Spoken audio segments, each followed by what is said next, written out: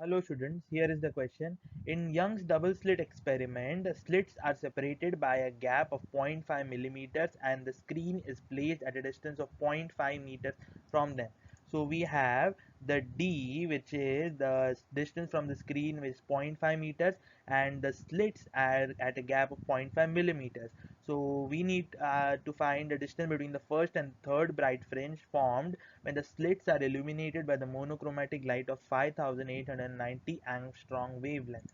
So we have been given the wavelength, we know the distance between the slits, we know the distance between the screen, and we know that the formula for the distance between the first and the third bright fringe, that is 3 beta, because here we can see that it is a monochromatic light and it is in a Young's double slit experiment.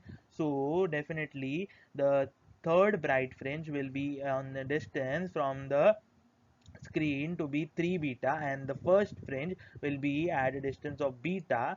So over here we can say that 3 beta minus beta will become 2 beta over here, and that 2 beta is equal to 2 lambda capital D by small d. By putting in the values, we get the distance to be equal to 1178 into 10 raised to minus 6 meters. Thank you.